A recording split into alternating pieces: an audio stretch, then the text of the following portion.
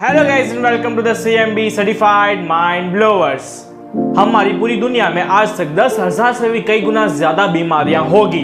हालांकि इससे ज्यादा होगी लेकिन इससे कम नहीं होगी। और हाँ, ये अभी भी बढ़ने में है, कम होने में नहीं।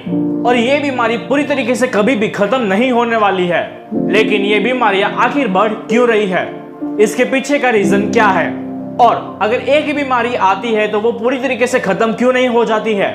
बीमारी ये एक ऐसा वर्ड है जिसे सुनकर कोई भी व्यक्ति बिना कुछ सोचे समझे घबराना शुरू कर देता है, चाहे वो बीमारी छोटी हो या बड़ी हो। आज के दिन हम इसी चीज पे बात करने वाले हैं, और उसमें पहली चीज ये कि बीमारियां कैसे और कहां से जनरेट होती है, और ऐसी कौन सी चीजें हैं जिसकी वजह से बीमारियां शुरू होती है, और दूसरी चीज ये कि इन बीमारियों को खत्म कैसे किया जाए। तो पता है, हमारी पूरी दुनिया में सिर्फ 1 मिनट के अंदर कुछ 250 जितने नए बच्चों का जन्म होता है, और वो ही पूरे एक दिन के अंदर 3,85,000 जितने नए बच्चों का जन्म होता है। सेम इसी तरीके से कुछ 1 मिनट के अंदर कुछ 106 जितने लोग मारे जाते हैं, और वो ही 1 घंटे के अंदर 6,392 लोग, और पूरे एक दिन के अंदर 1,53,424 लोग मारे जाते हैं, जिसमें से ज्यादातर लोग बीमारियों की वजह से ही मारे जाते हैं, और कुछ लोग एक्सीडेंट से मारे जाते हैं, और काफी कम लोग सुसाइड या तो फिर कोई अदर रीजन की वजह से मारे जाते हैं। बीमारियां ये कैसे होती है? ये बीमारियां एक्सटर्नल फैक्टर्स जैसे कि पैथोजेंस और हमारे इंटरनल डिसफंक्शन के वजह से ये बीमारियां होनी शुरू होती है।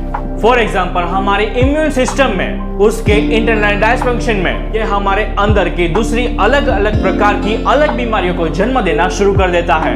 अब ये कि ये इंटरनल डिसफंक्शन क्या होता है, तो ये डिसफंक्शन तब मौजूद होता है जब एक इंटरनल मैकेनिज्म अपने अंदर का नेचुरल फंक्शंस में से कोई एक काम करने में वो असमर्थ रह जाता है, जिसकी वजह से ये होता है। पता है, कुछ बीमारियां हमें एनवायरनमेंट की वजह से भी होती है, जो एनवायरनमेंट में पहले से ही मौजूद होती है, और हमें ज्यादातर बीमारियां इन्फेक्शन की वजह से होती है। इन्फेक्शन जैसे कि बैक्टीरिया, वायरस, फंगी या तो फिर फंगस, इन सभी के वजह से ये बैक्टीरिया, फंगस, ये वायरस, ये सभी चीजें हमारे शरीर पर और हमारे शरीर के अंदर चले जाते हैं। लेकिन आमतौर पर उनमें से कुछ तो हार्मलेस होते हैं, और कभी कभी वो बैक्टीरिया हेल्पफुल भी होते हैं, लेकिन हाँ, कुछ ही कंडीशन तक, और उसमें से ही कुछ बैक्टीरिया की वजह से ही हमें बीमारियां होती है, और वो ज्यादातर खतरनाक बनती जाती है। और अब ये बीमारी आपको होगी, और बाद में फिर आप कोई और व्यक्ति के रिलेशन में आओगे, ये बीमारी आप उसको ट्रांसफर करोगे, और बाद में ये बीमारी का साइकिल चलना शुरू हो जाएगा।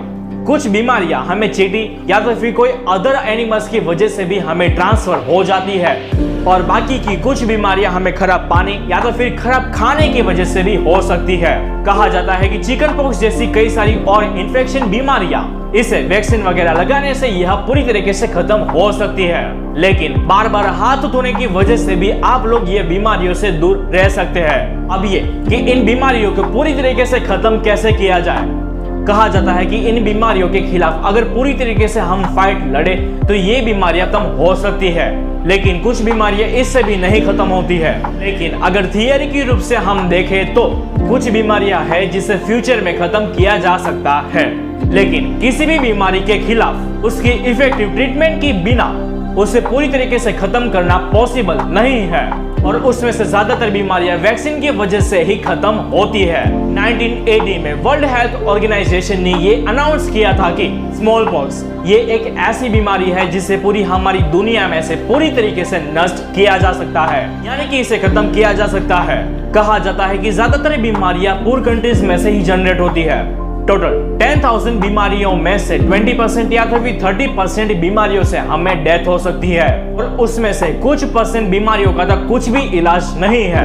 2020 के रिकॉर्ड के अनुसार हमारे भारत में टोटल 43,486 जितनी प्राइवेट हॉस्पिटल्स है, जिसमें 1.18 मिलियन जितने बेड्स है, और 59,264 जितने ICUs है, और 25,778 जितने पब्लिक हॉस्पिटल्स है। और क्या पता है, हमारी दुनिया में जो सबसे बड़ा हॉस्पिटल है वो हमारे इंडिया के बिहार में है, जो है Patna medical college and hospital, जहां पर कुछ 5,462 जितने बेड्स है। ये थी थोड़ी सी शॉर्ट इंफॉर्मेशन बीमारियों के बारे में। तो अगर आप लोगों को यह वीडियो अच्छी लगी हो तो प्लीज आके लाइक कर दीजिए और शेयर कर दीजिए। और हाँ, अगर आप लोग हमारे चैनल में पहली बार आए हो तो सब्सक्राइब करना ना भूलिएगा। और हाँ, बेल आइकन को जरूर से दबा दीजिएगा ताकि हमारी सारी वीडियोस की नोटिफिकेशंस आप लोग को मिलती रहे।